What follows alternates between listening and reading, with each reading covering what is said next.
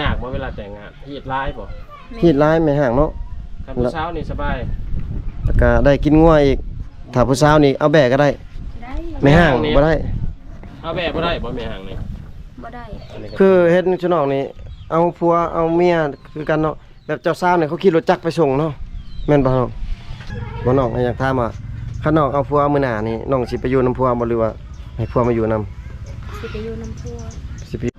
ตอนนี้น้องมีคนล้มแล้วบ่หรือว่าว่างตอนนี้ใจน้อง ว่าง ว่างบ่มีคนล้มบ่มีคนคุย มี FC เพิ่นฝากมาถามเรื่องว่าน้องว่าจะไปเฮ็ดเวียกอยู่ไทยนั่นนั่นถ้าว่าเพิ่นเฮ็ดแลนเอกสารยังให้เรียบร้อยหรือว่า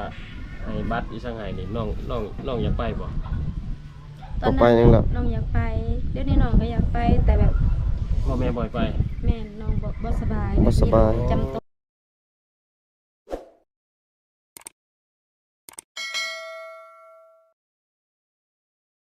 นั่ง ฮะสบายดีเด้อพ่อแม่พี่น้องสบายดี FC ทุกท่านเนาะพี่น้องเนาะที่รับชมคลิปตอนนี้อยู่เนาะพี่น้องเนาะ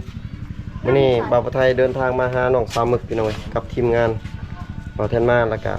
มีบ่าวไก่พี่น้องเอ้ยหากันมาฮอดพี่น้องประมาณตอนเที่ยงๆเพราะว่าน้องเพิ่นกำลังอยู่เพื่อนนี่ล่ะพี่น้องเอ้ยบ่าวไก่เพิ่นกำลังถ่ายน้องเพิ่นมื้อนี้พิเศษมีเสื้อใหม่พี่น้องเอ้ยทีมงานเฮาบ่ฮู้ว่าผู้ใดสนับสนุนสบายดีบ่าวแทน สบายดีคือเก่า คือรอใส่มัน มื้อนี้รอโหเฮ็ดโดยเฉพาะเลย ได้เสื้อใหม่ แม่นเสื้อทำไมเนาะ ยังนี่เจ้าปะนี่ คนเก่าแต่เสื้อใหม่ รอนะเจ้าเนาะ พี่น้องเอ้ย อ่านให้เบิ่งได้บ่นี่มันยังซื้อซ่องนี่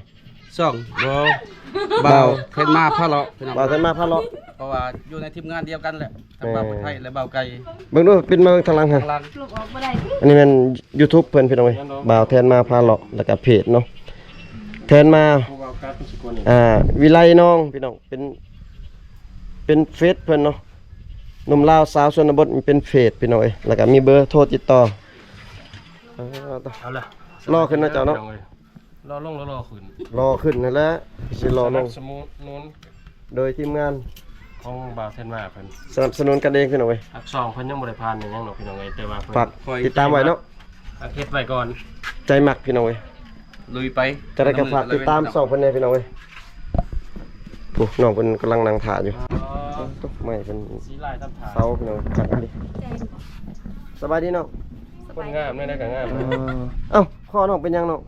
ไม่รู้สึกแล้วก็มาได้บ่ฮู้ โคตร เอ่ โล อก แม่น บีบเองบ่หรือว่าไง ให้หมู่ เป็นยังจังบีบเนาะเจ็บหัว เจ็บเส้นให้เขาพูดให้มันก็เศร้า แบบ เจ็บ เป็นวิตเป็นเมาเจ็บหัวเจ็บหางเนาะ แม่น อืม จะเข้าใจผิดเด้อพี่น้องเอ้ยบางคนว่าโอ้ยเนาะ ผู้บ่าวมาหาบ่ แนไปเล่อีกวันกินนี่หมู่หัวควันบ่ผู้บ่าวเฮ็ดตัวแม่ อืมต้องบีบเนาะ บ่ผู้วาวครับจักสิจะได้ผู้วาวน้องว่าบ่มีแฟนเด้ ยังโสดอยู่เด้เนาะ แม่นโสด โสดคือเก่าอืมพี่น้อง กลับจากแต่เวียดนามพี่น้องเอ้ยก็ได้ได้บ่อาทิตย์หนึงเลยเนาะ กลัวแล้ว ก็แล้ว กลับมาแต่เฮ็ดเวียกรับจ้างเนาะ แม่น มีอยู่บ่ FC บ่าวไทยเซตหาว่าชวนน้องไปเฮ็ดเวียกนะ บ่มี เห็นเพิ่นบอกเพราะว่าชุดก่อนหายลงคลิปใช่มั้ยลงคลิปกับเพิ่นว่าถามอยู่สิมาให้ดีบ่ แม่น บ่เห็น ยังบ่เห็น คันว่าสมมุติว่าเพิ่นชวนนี่ไปบ่ไปรีบ่น้องหรือว่าไง บ่กล้าไปมีโรคประจำตัวหลายยันบ่ผ่านนะ อ๋อ โลกอยู่ข้างไหนเอา หลายแบบค่อยมักเป็นไข้นั่นนี่มันเกี่ยวกับเจ็บกระเพาะหลายอย่างค่อยเป็นมันก็ อื เจ็บคอ ม ย่านสู่การสู่งานบ่ไหว แม่น อ้าวแสดงว่าไปบ่ได้แล้วตอนนี้เนาะเพราะว่าเฮาลงคลิปชุดก่อนนี่แม่นเพิ่นว่าสิไปเนาะบอกไง มือเขาเฮ็ดดองอยู่บ้านกะ แต่ว่าน้องเพิ่นว่า เป็น บ่สบาย ไข้หนักเกือบบ่รอด อืม น้องก็กินยาดี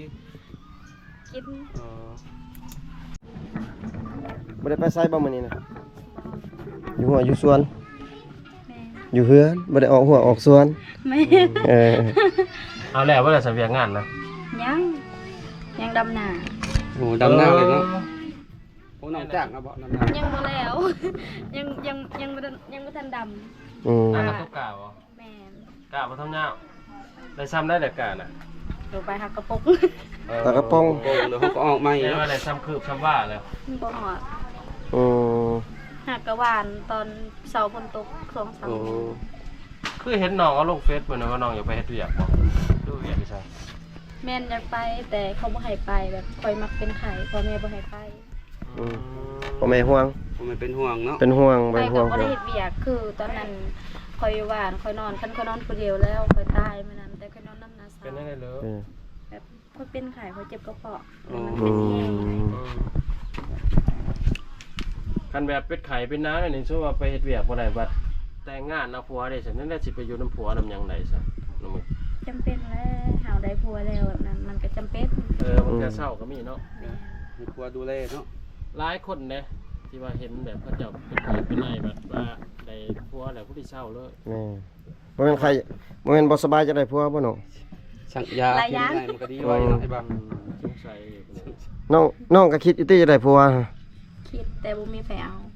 อืม อะไรน้องเลือกร้ายบ่เนาะ น้องก็ บ่มีไผเอา งามได้พี่น้องเอ้ยคุณน้อยงามแต่ว่าก็แปลกอยู่คือว่าส่วนหลาย FC เพิ่นเข้าใจผิดว่าน้องเลือกหลายน่ะ อืม แม่นบ่น้องมึง แม่นบางคนเขาแซดเขาว่าเห็นใน Facebook เขาว่าน้องมีผู้เว้าหลายเขาเว้า โอ้ แต่ชุดถ่ายยังบ่มีเนาะ แม่นเขาว่าให้เบิ่งในคลิปแล้วว่าน้องมีผู้เว้าหลายในคลิปจะคลิปอยู่ไส อืม เปิดเฟซนี่ยังบ่ บ่คลิปตัวอยู่ไอลงเอาลงนั่นแหละ อืม ว่ามีผู้เว้าจีบหลายแล้วเว้าเขาเว้า บ่ผู้ใดบีบคอให้น้องนี่น้องบ่หรือว่าได น้องดีบ่ลูกไผ บ่ คนในบ้าน เพิ่นบ่สบายพี่น้องเราบีบเส้นบีบ น้ มื อง อ สาวลูกนาบ่าวข่อย อืม แม่น่ะช่วงหนึงเห็นน้องบ่สบายตลอดพี่น้องเอ้ยคือน้องว่าน้องบ่ได้เลือกนั้นแบบคันว่ามักฮักนี่ก็สิสเปคแบบเก่าบ่แนวใดก็ได้ แบบได้ก็ได้บ่ติ แต่ว่าเขาร้องแพงมาจากบ่มึง บ่ เขา ได้ เจ้า แพ บ่ ง จังบ่เอาไป กระด ใช้ อมซ้ำเก่าหั่นล่ะ 30ล้าน แม่น อืม แต่ว่ามากันกะบ่มีกะลงได้ ลุดต่ออีก ลดลงก็ แก่ ได้ แต่ เนาะ เหตุกับพ่อเนาะ แม่น เรื่องให้จัก5ล้าน10ล้านพอได้ซื้อเขาวซื้อน้ำเป็นยังไงสำคัญก็คือเข้าใจกันทั้งสองคนข้าร้องนี่ส่วนร้ายทางพ่อแม่บอกว่าเรื่องผู้ว่าผู้สาวเข้าใจกัน ตอนทำบิดหันผู้ว่าผู้สาวบัดสิเอากันแล้วกะพ่อแม่แล้วกับพ่อใหญ่เขาว่า อืม อ๋ออีกตามพ่อแม่อีกเนาะ แม่น เอาสมมติว่าน้องเว้ากับผู้บ่าวเนาะหรือว่าตัวผู้สิแต่งงานกันน้องว่า10ล้านกันอะไรบัดมาฮอดทางเขาแก่ในโฮมเนาะพ่อแม่น้องเขาว่า40ล้าน50ล้านได้ใช่ บ่ฮู้แนวเฮ็ดคือกัน บ่ฮู้แนวเฮ็ด อืม บางทีห้องกระดองแพงเพิ่นทางเจ้าบ่าวเพิ่นบ่มีเงินเนาะเลยของน้องสิได้ลดได้ใช่ป่ะ เขาก็ลุดได้พอบางเทื่อกันเขามีมื้อหน้าเขาติดหนี้ไว้ก็ แบ ได้ บนั้น โอ้ เนาะ ส่วนได้ติดหนี้เขาร้องเนาะ แม่น เขาสิใส่อยู่ว่าสักติดหนี้ บางคนเขาก็ใส่บางคนเขาก็บ่ได้ แล้วเลย คือแบบสลายจุน้องเฮ็ดหาเขาติดหนี้บางคนเขาก็มีแบบเขาอีต้นเฮาเขาติดหนี้แล้วเขาก็ใส่บางคนเขาบ่ได้ใส่เลยก็มี อืม แต่ว่า3 5ล้าน10ล้านก็สิบ่มีกระโพดเนาะเขาสิเอาเมียเนาะ แม่นเลย อย่างน้อยก็ได้ค่าข้าวซอก ค่าข้าวปุ้น ค่าข้าวปุ้นคือเพิ่นว่าก็ยังไข่พี่น้อง บ่ได้ เงินคือหลายแท้ เงินน้องค่อยซื้อขนม เอ่อ แม่นบ่ได้ หอมเลยเฮ็ดอยู่เฮ็ดกินแกงหน่อไม้ คือเคยเห็นแต่เก่าบางคนครับ แบบแต่งก็มีแต่หมู่เขาได้บ่มีได้ประมาณนั้นบ่ได้เนาะ คันไม่ห้างนี่ได้บ่ ไม่ห่างกับไม่ห่างแห่งกระติกแล้ว บ่ได้เลย ต้องมีงัวไม่ห่าง ป้าตัวคันผู้สาวนี่แบกก็ได้เนาะ ผู้สาวใบตัวหนึงก็ได้แล้วก็มีงูมีไก่ อืม ยากบ่เวลาแต่งงานเฮ็ดหลายบ่ ฮีดหลายไม่ห้างเนาะ คันผู้สาวนี่สบาย แล้วก็ได้กินงัวอีกถ้าผู้สาวนี่เอาแบกก็ได้ ได้ ไม่ห้างบ่ได้ เอาแบบบ่ได้บ่แม่ห่างนี่ บ่ได้ เออ แต่มันเป็นหีบ ต้องงัวอย่างเดียว แมนตัวหน่อยก็ยาวต้องเป็นงัว ถ้าร้องเขาก็เอาบ่แต่งแต่ที่สองเลิกบ่ได้เอา เขาเอากัน เอาคือกันเนาะบางบ่อนค่ะอาจจะหลายกว่าผู้สาวก็มีได้แบบเบาไก่ โอ้ บางทีเขาแต่งเมื่อไหร่พวกผู้ที่สองไปอีก แสดงว่าอิงตามผู้ชายมีก็บ่มีเนาะ แม่นต้องไม่นั่น โอ้พี่น้องเอ้ยอันนี้ก็ คือเฮ็ดชนอกนี่เอาผัวเอาเมียคือกันเนาะแบบเจ้าสาวเนี่ยเขาขี่รถจักรไปส่งเนาะแม่นบ่เนาะ ขี่รถใหญ่ก็มีบางคนก็ขี่รถจักรบางคนเขาก็ขี่รถ คิดว่าต้องขี่รถจักรบ่แม่นเนาะ บ่ อืม ไปนี่ต้องไปแต่พี่น้องของน้องบ่หรือว่าไปเบิดบ้านไปส่งนาง ไปส่งนางนะแบบบ้านๆแบบ อืม เวลาเขาสิมาแกนทางไฟยิงเขาไปยิงเขาไปยิงเขาก็บอกแบบ เบิดบ้านให้ไปมัดให้ขึ้นมัดแค้นแล้วก็กินข้าวแล้วก็ไปส่งนางเลย อืม ไปนำกัน แสดงว่ากินงัวกินควายอาหารการกินกับไปเบิดบ้านกับไปกินหั่นเลย แม่น โอ้ ใครอยาก สิ ไป ว่า ก็ สอง ไป ตัวสามตัว ใคร มัน ย จะเปลืองนิดนึงนะพี่น้องเอ้ย ปลือง เพราะว่า มันหลายคนเบิดบ้าน ไป เลย แบบแต่พี่น้องเฮาจัก10คนก็ได้บ่ ได้กันว่าเฮาบ่อยากให้เขาไปนำกะบ่ต้อง ก็บอก บอก เขา เขา อืม โอ้ลักษณะที่ว่าเข้าไปร้ายหรือว่า แบบ FC น่าจะเห็นคลิปแต่ละคลิปเวลางานแต่ละคนหลายๆนั่นแม่นเขาเจ้าบอกว่า เขาไปแบบเขาสามัคคีกันเบิดบ้าน ลักษณะเคยแบบนั้นน่ะเนาะเรื่องเคยแบบแต่เก่าแต่แก่เลย เด็กน้อยๆก็ไปเนาะ มาเนาะ เล็กหน่อย เขาบ่ให้ไปแต่เขาอยากไปเขาก็ ขึ้นรถ แม่ คือเห็นผ่านมานี่รถใหญ่นี่เต็มคันรถพี่น้อง จ เอ้ย นหยัดเลยหลังรถพี่น้องเอ้ย ไปส่งตั้งห้างเลยแต่งตั้งห้างบ่อยู่ที่ที่เจ้า กันว่ามีก็แต่งเลยก็ได้ ส่งไปส่งนางมื้อนั้นแหละก็แต่งงานมื้อนั้นเลย อีกตามได้เนาะ โอ้ลักษณะแบบไผบ่มักหยากก็มีเงินมีคำในก็แต่งเลยแล้วเลยพี่น้องเอ้ย คือคอยกันมีครอบครัวมื้อหน้าสิแต่งเลยเนี่ย เอาเห็น แต่งมาเดียวเลย ไอ้บ่าวไปชงก่อนแล้วแต่งดองกำลัง โอ้ บางบ้านเนาะเพราะว่านี่เขตชนบทคนที่บ้านเขาเป็นนั่น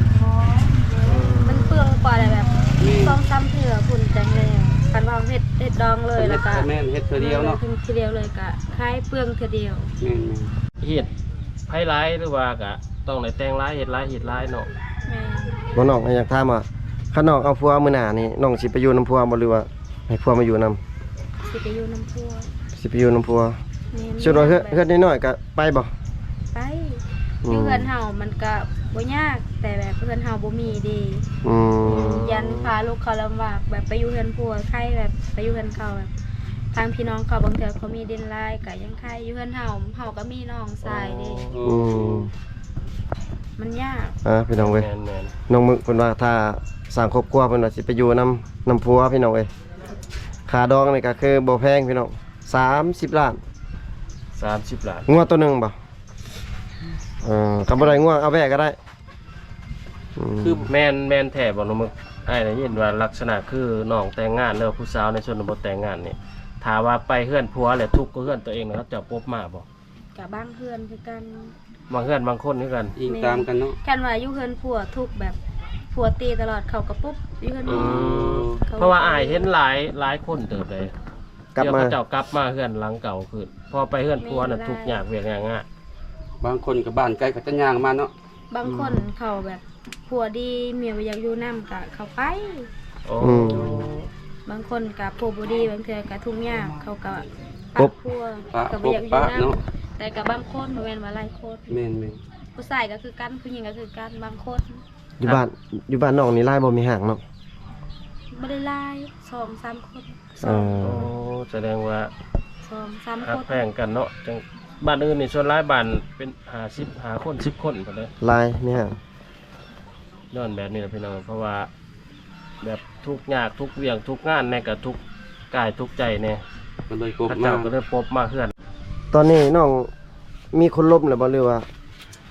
ว่างตอนนี้ใจน้อง ว่า ว่างบ่มีคนล้มบ่มีคนคุย นำกับบ่มีส่วนนี้ FC ได้ซะ สิดีบ่ แม่น FC ยังมีบ่น้อง มี FC ประมาณ 2-3 คนแต่ เออ เขาแซดลมนำเล่นซื่อๆ เขา เสร็จลิ้น ลมดุๆอยู่เนาะ แม่ แสดงว่าสัตว์เงาซื่อๆเนาะเพิ่นบ่ได้บอกว่าบอกหักจังซั่นสิ แสดงว่าช่วงนี้มันหนาวเนาะ อืม แก่เงา เขาถามว่ายังอยู่ในมึงแล้วก็แล้วเขาพามากินข้าวเลยว่า เออ กินแล้วก็แล้ว แม่นเขาตอบแบบนั้นแหละ เพิ่นบ่ได้ว่าบ่ว่าน้องมีอาหารหยังกินมีอยู่บ่อาหารกันบ่มีเลยเพิ่นสิซื้ออาหารให้เพิ่นบ่ได้ว่าบ่ เพิ่นถามแต่เพิ่นบ่ได้ว่าสิซื้อให้ อืมยันว่า คือน้องว่าเหตุผลที่ว่าน้องยังบ่ทันแต่งงานหรือแบบบ่ทันได้ผัวนี่แม่นน้องย่านแบบพาลูกเขามาลำบากบ่น้องมึง แม่น โอ้ ย่านลูกชายเขาเจ้าลำบากบัดน้องได้น้องบ่ย่านบ่ตัวเองน้องถูกเอง คิดอยู่บ่ คิดคือกันแต่เราเป็นผู้หญิงได้ผัวแล้วก็จำเป็นไปอยู่เรือนเขาแหละ ต้องอดเนาะ ทุกข์ปานใดก็ทุกข์โอ้ทุกข์ปานใดก็อยู่เนาะ แม่น แสดงว่ามีความอดทนหลายเด้อ คันผัวฮักแพงนี่ทุกข์ก็ถือว่าอยู่นำกันสบายเนาะโอ้พี่น้องเอ้ยคือน้องมึกเพิ่นว่าเนี่ยพี่น้องอยากได้อยู่คู่ครองหรือว่าสู่แฟนนำครับแต่ว่าย่านพาลูกชายเขามาลำบากเพิ่นว่า ก็เลยเลือกสิอยู่แบบโสดไปก่อนจนกว่าสิพ่อ ผู้ใดที่หับในสิ่งที่น้องเป็นได้ว่าเพื่อนชาติมันซองน้องเป็นปัญญา ขี้มูกไหลอยู่เนาะ เพิ่นว่าก็คุยกันเบิ่ง ค่อยเข้าบอนคนเสียเมื่อวานมื้อซื่น อืม ไข่ คนเสียปัจจุบันเนาะ แม่นี่เกิดไกลๆวัน เขาไม่ใช่ ผู้เฒ่าป่ะ บ่ผู้มักชูเฮือนข่อยเด้ เออ เราสองคนนั่น พี่น้องพวกน้องบ่ แม่ เราไปใช่เราเสียเนาะไปหาควายบ่หรือไปยัง บ่เราอยู่เฮือนแบบบ่ได้เป็นไข้เลย เป็นน้อยหนึงบ่ฮอดชั่วโมงเราก็ตายเลย ตายบ่ไอ้เราคิดว่ามันเสียแบบไปนำบ่เห็นน่ะนะ เสียละไปหา เออ เฉพาะอ้ายเห็นนับมือวันมื้อซื่อนี่อ้ายเสร็จหาน้องสะอานเห็นน้องสะอานว่าบ่ว่างเพิ่นว่าพาไปเฮือนดีเป็น ทรงสการ แม่น ประมาณจะคืนเขาเจ้าเอาอยู่เฮือนนี่ถ้าว่าคนเสียคืนหนึง กันว่าเขาแบบเขาตีกลองอหย่างประมาณ2คืน โอ้เห็นแล้วเบิ่ง มันเคยระเบิดนะ ตีกลองนี่หมายถึงอีฉันเขาตีกลองเวลาอ้อมบอลบ่ได้มีคนตายคนเสียนี่ แต่แบบมันเป็นหีบ นี่หรือว่าเป็นทรงวิญญาณบ่ โอ้ทรงวิญญาณเนาะ แม่นมันขึ้นสวรรค์ชั้นฟ้านะ คือ ประมาณ เขตชุนองนี้เนาะน่ะ ไอ้สเตะนก ไอ้อยากถามว่าคือแบบเขตชุนองนี้เขาเจ้าเสียชีวิตนี่เขาเจ้าพังบ่หรือว่าจูดเนาะเขาเจ้าเขาพัง บ่เคยจู บ่เคยจูดนี่ได้บ่หรือว่านี่เลย บ่ได้คารัมแบบมันบ่เคย โอ้ เคยแต่พอแต่แม่แต่ปู่แต่ย่าเนาะ แม่ เพราะว่าเป็นศาสนาพีเนาะบ่ได้ถือศาสนาพุทธพี่น้องเอ้ยเขาเจ้าจะ อีก เผาบ่ได้หรือว่าจูดบ่ได้พี่น้องเอ้ย อีกอย่างก็บ่มีอันนั้นเนาะคือแถวเฮาอันยคู่ไปสูตรเป็นบ่มี เอ เนาะ อบ่มีแล้วว่ามันมีแต่ตีกลองอ้อม ตีกลองอ้อม แบบหมออยู่บ้าน แบบมอธรรมดา แต่ สิ หมอ ว่า หมอเหยาหมอเป่าหมอหยังเนาะ คือไอเห็นนี่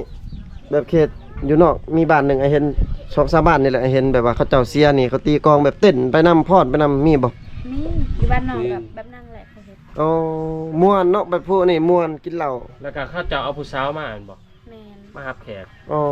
มีเหล้ายิง คือมื้อนั้นผู้สาวหน้าที่ผู้สาวน่ะเฮ็ดหยัง เฮ็ดกินอยู่เพิ่นเขาแล้วก็แขกมายินเหล้าให้เขาตามเขาสั่งหยังเฮ็ดเบิดแบบเขาแต่งแล้ว แสดงว่าผู้สาวน่ะมานี่กินเหล้ากินเบียร์ แม่น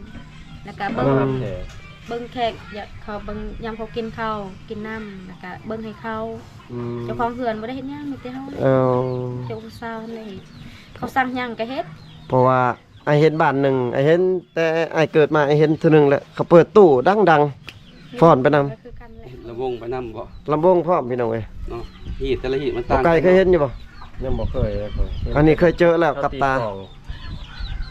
โอ้เป็นจังไดถือว่าเป็นแบบไปอีกแบบหนึงอีกของประเพณีของทางชนบทเผ่ามังกรเป็นจังไดคือมี FC เพิ่นฝากมาถามเรื่องว่าน้องว่าจะไปเฮ็ดเวียกอยู่ไทยนั่นนั่นถ้าว่าเพิ่นเฮ็ดแลนเอกสารยังให้เรียบร้อยหรือว่าให้บัตรอีสังให้นี่น้องอยากไปบ่ ต่อไปยังล่ะ น้องอยากไปเดี๋ยวนี้น้องก็อยากไปแต่แบบ พ่อแม่บ่ให้ไป แม่น้องบ่สบาย บ่สบาย จำโตเลยบ่อยากไป เขาบ่ให้ไป โรคยังโรคประจำตัวเป็นหลักๆคือ เจ็บบนหน้าอกเจ็บกระเพาะ เจ็บหนัง อืม แม่ เจ็บหัวใจ มันเจ็บแห้ง น้องบ่ได้นวดบ่มันเจ็บหรือว่านวดแต่มันมันบ่เจ็บคือนวดแต่บนคอนี่ บ่อยู่นี่ก็นวดค่ะมันเจ็บ อ๋ออยู่หัว เขาดึงให้คันอยู่แบบ อยู่นำคนเวียนหันเขาดึงให้ คนเวียดบ่ดึงให้ แม่นไปโรง แต่ พยา ว่า บาล เจ็บ เขาดึงนั้น เจ็บหัว ใกล้ๆ เจ็ ได้ บ เจ็บ หาง เด้ เราเป็นแพทย์เป็นหมอบ่ แม่นอยู่นี่หันมาสาวน้องสาวเป็นแพทย์ โอ้ อ๋อ ก็คือน้องว่าบ่อยากไปเป็นได้แต่พี่น้องเลยเชื่อไปอยากไปเฮ็ดงานอยู่ไทยอยู่หยังเพราะว่าน้องมีโรคประจำตัวและย่านไปย่านเป็นภาระเนาะ เมื่อวานเมื่อคืนนี่ก็เจ็บ โอ้ อืม น้องก็บ่ไปกวดซะ ไปกวดแล้วเขาว่าเป็นกระเพาะแต่มันเป็นแห้งแล้วมันบาด โอ้กระเพาะบาด เป็นโรคกระเพาะเนาะ อืม เขาวางยาให้ นักได้ถึงมันคือกระเพาะบาดเด้ต้องรักษาล่ำอีกทีเด้ น้องกินยาอยู่บ่ล่ะ บ่ บ่ได้ มีเงินมีตอนนั้นเอาเงินมาล้านหนึงไปกวดอยู่ซิโกนแล้วก็เขาเจ้าวางยาให้คิดว่าบ่ฮอดเขาบัตรเขาไล่เงินนั้นเบิดยาตอนนั้น3.5 ล้าน อ๋อ เลยส่งคืนให้เขาบ่มี แล้ว เงิน บ่เอายา เลยบ่เอาเลยเนาะ แล้วได้สิเศร้าซะเนาะ จ่ายแต่ค่าสั่งแล้วก็เขาใส่น้ำเกลือทงน้อยๆ 4-5 ทงหั่น แน่ได้น้องสิเศร้าไข้ซะเศร้าเจ็บเศร้าเป็น อยู่ไปแบบนี้บ่ น้องก็ซื้อยาดีกระเพาะโดยเฉพาะอันนี้ ลักษณะครับมันเป็นอีกจังไปอีกบ่ แม่ มันนักได้ปะดนบ่กินยาเลย อ๋ออะไรเป็นบาดพี่น้อง คันมันเจ็บแล้วก็ไปคันมันบ่เจ็บแล้วบ่ได้กินเลยบาดแล้ว การมีเงินเนี่ยอยากเอาซื้อย้อนหวานซื้อยามาปูปินปัวตัวเองอยู่เนาะ บัดยาพื้นเมืองเฮาเด้แบบอยู่ในบ้านนี่บ่ได้หามาบ่หักใหม่หักหยัง ไม่หักตอกนะ นี่ยาเขาปลูกเองแต่คลำบ่ได้ อ๋อคลำบ่ได้ ลายแนวคลำพุ่นเนาะ น้อง คลำหน่อไม้แล้วก็ซีนหมูไก่หยังก็กินบ่ได้เล โอ้ ย แนวแซ่บสำห อื รับ ม เรื่องอาหารแซ่บๆเพิ่นบ่ให้กิน น้องคือบ่ถามน้องดีหั่นเพิ่นมียาดีเด้น้องสาวดีเพิ่นว่าบางทีเพิ่นมีก็มี บ่มีกัน บ่มีบ่ มีแต่ยาให้ ให้ผู้เว้า มีแต่มีให้ มีแต่ยาสู้กำลัง แม่น เพศชายเนาะ มีแต่ยาให้มีให้ มี โอ้ ยาเม็ดเดียวเนาะ แสดงว่าน้องสาวดีนี่มียาสู้กำลังคักนะพี่น้องเอ้ย มีหักไม่หักตอกแล้วพี่น้องเอ้ย ยาพื้นเมืองยาเขาปลูกเองนี่จะคอยคลำบ่ได้เขาให้คลำตลอดเลย เป็นปลาแดกเป็นพิซซ่ากินบ่ได้เนาะคลำแห้ง มักเผ็ดก็กินบ่ได้ ถ้าน้องบ่คลำก็อาจจะบ่ดีจักเทื่อแล้วเนาะ คือมื้อนั้นน้องก็NFC ฝากเงินให้ซื้อยาบ่500 บาทตอนนั้น น้องคอเงินเข้าว่าสิซื้อยาเรา ขอน้องอีกสิ แม่น โอ้ยาทั่วไปแล้วพี่น้องเอ้ยดีไข่ แล้วก็ ดี ใส่ นาวยัง น้ำเกลือเจ็บท้องแน่ตอนนั้นใส่น้ำเกลือทุ่งนึง แสดงว่าน้องเพิ่นเจ็บแห้งเลยพี่น้องเอ้ยแต่ว่าบ่มีเงินรักษาเนาะ คันยำมันบ่เจ็บแบบนี้ก็คล้ายยำมันเจ็บหันอยู่บ่ได้เลยคอยจนหายเจ็บแฮงจนคันหายใจบ่ออกอยาก ถ้าใจฝืด แม่น โอ้พี่น้อง คือแบบเจ็บเวลาเจ็บแล้วเจ้ากินน้ำเข้าก็ได้บ่คือเขากินน้ำได้อยู่บ่ บ่ได้ บ่ได้เลยเนาะ มีแต่คาร่ำของเพชรของมันเหมือนมันหนูเว้ยคำบอกคาร่ำแหงมันลามมากกว่า ต่อ เก่า คลำ สินั่งแบบนี้ก็นั่งบ่ได้ บ่ ตอนเจ็บนะ แม่น อ๋อ อืม ครับ ตาย่านนะพี่น้องเอ้ย ใครมีเงินมีคำกับส่วนค่ายาของมันแน่เราว่าไปกวดเมื่อนั้นกับเบิด3-4 ล้านแต่บ่ได้เอายานั้นเขามากินมาปัวเพราะว่า ขายาแพง มันว่าค่ายาแพงได้แต่ค่าเขาซักยาเนาะ แม่น 3-5 ล้านหนึงพี่น้องเอ้ยถ้าบ่ปินปัวไว้นี่ก็ว่ามันเป็นนักแล้วก็ยากให้กันนี่หนุ่มเอ้ย พี่น้องเอ้ยก็คลิปนี้ก็ถามมาหลายแล้วพี่น้องเอ้ยเกี่ยวกับสถานะหัวใจของน้องก็คือโสดแต่เรื่องเพิ่นว่าสิไปเฮ็ดงานอยู่ไทยน้องเพิ่นว่ายกเลิกเพราะว่าน้องเพิ่นบ่สบายพี่น้องเอ้ยแต่ว่าตอนนี้เพิ่นจะไปกวดสุขภาพเพิ่นแต่ว่าบ่มีเงิน